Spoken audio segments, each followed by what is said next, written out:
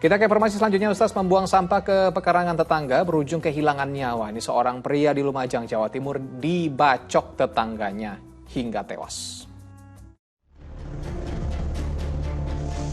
Nyawa seorang pria warga desa Kunir, Lumajang, Jawa Timur tak tertolong usai dibacok tetangganya. Lelaki berusia 27 tahun tersebut meninggal dunia di rumah sakit akibat luka bacokan yang dialaminya. Insiden penganiayaan berujung maut tersebut bermula saat keluarga korban membuang sampah di pekarangan pelaku. Saat keduanya bertemu, korban yang mengendarai sepeda motor memepet pelaku hingga mengancamnya. Cekcok antar keduanya pun tak terhindarkan. Tersangka yang saat itu memegang senjata tajam langsung menusuk korban. Usai melakukan perbuatannya, tersangka langsung menyerahkan diri ke polisi. Setelah pulang dari tempat kerja batu bata ke rumahnya, ketemulah dengan si korban Jainul ini dengan arah yang sama dari arah barat. Kemudian korban Jainul ini memepet dari Pak Samad, gitu. Tidak ada angin, tidak ada sebab, dia dipepet dengan gerak tubuh yang menantang. Jenazah korban telah diserahkan ke pihak keluarga untuk dimakamkan. Sementara tersangka mendekam di ruang tahanan Polres Lumajang dan terancam hukuman 7 tahun penjara. Nur Salim melaporkan dari Lumajang, Jawa Timur. Nauzubillah min dzalik, hanya gara-gara sampah berselisih dan berujung hilangnya nyawa. Ini pendek sekali emosinya, Ustaz, ya. Dan hal ini sangat ironis, hanya gara-gara sampah nih, Ustaz. Hal yang sebenarnya bisa dibicarakan kok justru berujung duka. Ini nampak ini sudah bertumpuk-tumpuk nih mungkin, Ustaz. Mungkin sebelumnya ada masalah-masalah lain yang mungkin dia dendam. Sekarang ada permasalahan ditambah lagi udah sampai ujungnya jadinya dibunuh. Nah, Ustaz, apa yang harus umat Islam lakukan agar hubungan bertetangga ini selalu harmonis? Apalagi kalau kita mengingat, Ustaz, ya, kalau di kota ini kadang-kadang satu komplek ada nggak kenal sama tetangganya nih, Ustaz. Gimana cara kita membina ini, Ustaz?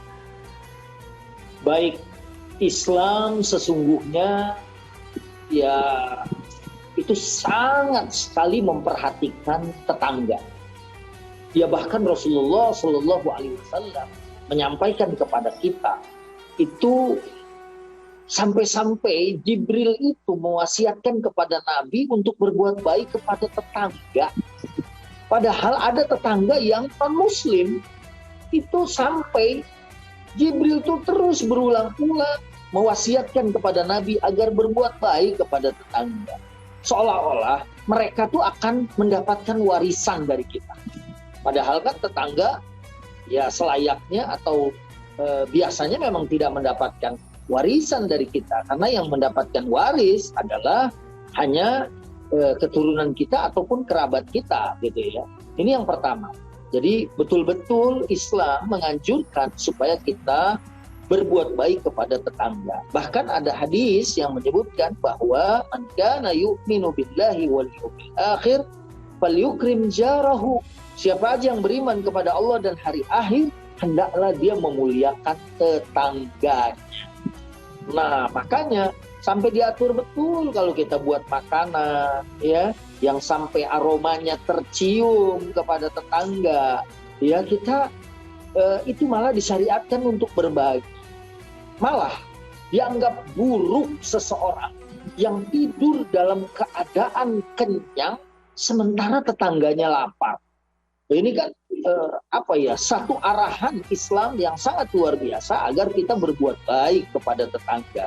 Cuma memang problematikanya ya kadang-kadang tidak semua karakter manusia itu sama. Ya kadang-kadang ada saja orang-orang yang ya kita misalnya memberi makan, mereka malah menanggapinya, disangkanya kita ini nggak mampu membeli makan misalnya ya. Nah, ini makanya perlu komunikasi, silaturahim, ya. Kemudian kayak tadi Mas Asran bilang kadang-kadang kita nggak saling kenal, ketemu di bandara dan bandaranya bandara di luar negeri. Begitu kenalan ternyata yang satu nomor 11, yang satu nomor 12 gitu ya. Mestinya gitu ya kita ta'aruf, kita kenalan, karena dengan ta'aruf kita akan tafahum, kita akan saling paham. Kalau saling paham, kita ngerti kebiasaan tetangga kita, kesukaannya, kita berkirim makanan atau mungkin sekadar berkirim informasi, dan setidaknya kita tidak yu'di jarana atau yu'di jironana, setidaknya kita tidak menyakiti tetangga kita, ya. Dan memang punya tetangga yang baik itu adalah syarat kebahagiaan seseorang manusia. Di samping dia memiliki istri yang baik, juga al-jarus saleh, tetangga yang baik, itu juga menjadi tanda atau alamat kebahagiaan seseorang. Ini sangat luar biasa kalau kita di kiri kanannya itu adalah orang-orang yang punya tenggang rasa, orang-orang yang paham, ya, sehingga ya saat-saat ada sesuatu yang misalnya kita lagi banyak tamu, mobilnya parkir di depan rumah dia, oh dia paham, ya mungkin saudara kita memang lagi butuh. Tapi kalau yang nggak paham, oh ini bisa berujung malapetaka, ya, seperti kejadian cuma masalah sampah. Ya sampah mungkin kalau dia bakar sendiri di halaman dia, atau bagaimanalah caranya. Ini juga dia kemudian membuang di rumah tetangga, dan tetangganya juga tidak bisa mengontrol hawa nafsunya, sehingga bahkan dia menghilangkan nyawa tetangganya. Dalam hal ini ya khususnya pasca Ramadan, ya saya mengingatkan kembali orang-orang yang beriman dan bertakwa adalah wal kadhiminal ghaidh, yang mampu menahan marah, ya, dan kemudian wal afina 'anil nas. Kalau dia mampu menahan marah dan kemudian mau memaafkan manusia, insya Allah ya keadaan yang buruk itu tidak akan terjadi sebagaimana yang kita saksikan dalam reportasi atau tayangan tadi. Ya, mudah-mudahan kita mampu mengelola marah kita dan kemudian mampu memberikan maaf dan berbuat baik kepada tetangga kita, sehingga kita ya aman, tenang, tentram, hidup bertetangga, dan insya Allah boleh jadi nanti kita berjumpa lagi dengan tetangga kita nanti di surganya Allah Subhanahu wa Ta'ala. Amin. Ya Allah, luar biasa. Tidak hanya di luar negeri ya Ustaz tadi ketemunya, Ustaz ternyata rumahnya sebelahan tapi di surga juga ketemu gitu Ustaz. Amin. Amin.